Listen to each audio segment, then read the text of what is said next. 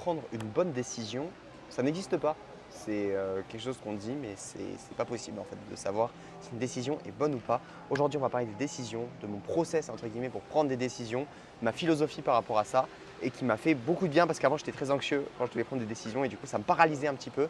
Et parfois j'étais un petit peu dans l'inaction quand j'avais 17-18 ans sur certaines choses, même si j'ai toujours naturellement été dans l'action, mais ça me terrifiait, en tout cas ça me stressait de prendre des décisions. Et aujourd'hui, je suis bien libéré grâce à ça.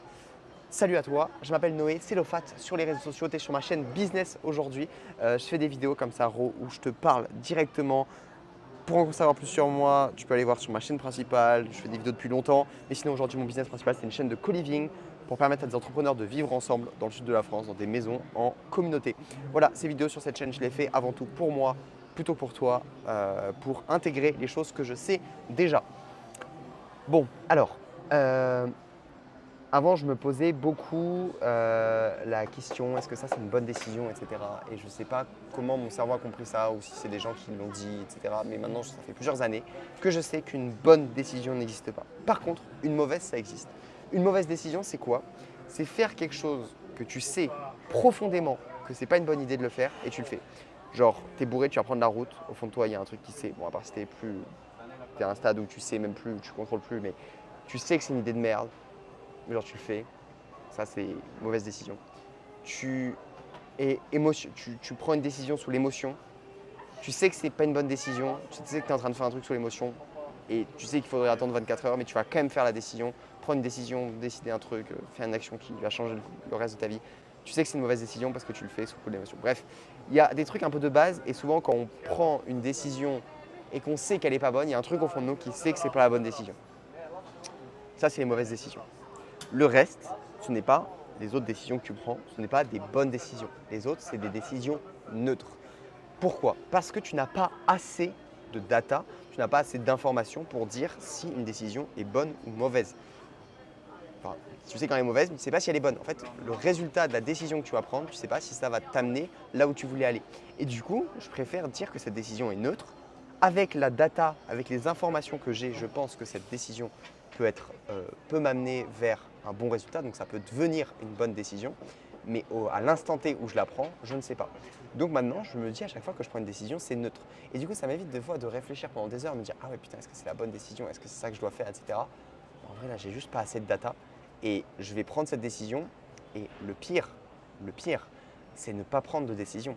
Parce que quand tu ne prends pas de décision, il ne se passe rien et tu n'as juste pas plus de data pour pouvoir prendre des meilleures décisions à chaque fois. Et en fait, quelqu'un qui prend des bonnes décisions, c'est juste quelqu'un qui a pris beaucoup de décisions et du coup qui a beaucoup de data sur ce qui marche et ce qui ne marche pas, tout simplement. Donc juste action, c'est mon credo, juste passer à l'action, prendre des décisions rapidement, voir ce que ça donne et reprendre des décisions suite à ça. Les décisions, du coup, le résultat d'une décision, c'est une probabilité. Il faut toujours que tu réfléchisses en mode bon, bah, qu'est-ce qui a le plus de probabilité de me faire atteindre ce que je vais avoir. Genre, par exemple, l'époque où j'ai arrêté les cours, je sais que je voulais être libre avec un business, etc.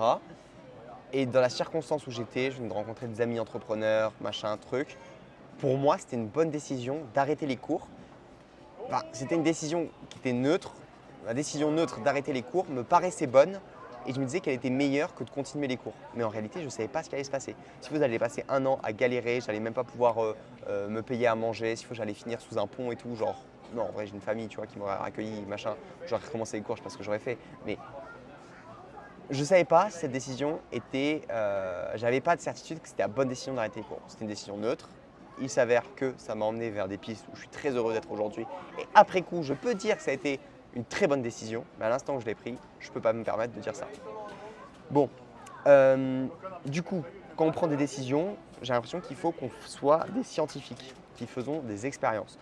On ne sait pas, on est en train de faire des équations on ne connaît pas, on est en train de faire A plus B plus C dans notre vie et on ne sait pas ce que ça va donner comme égal. Et en fait, il faut juste essayer de faire la meilleure combinaison pour que ça me donne le résultat qu'on veut obtenir, mais on est des scientifiques. J'ai entendu ça dans une vidéo il y a quelques temps. Le business, c'est vraiment être scientifique. Et c'est exactement ça. Genre vraiment, on fait des hypothèses, on teste des choses. On ne sait pas si faire un webinaire, ça va être mieux que faire une page de vente. Mais on a de la data un petit peu, on a un peu d'intuition, on a des choses qui nous disent oui, ça, machin, on y va, on fait.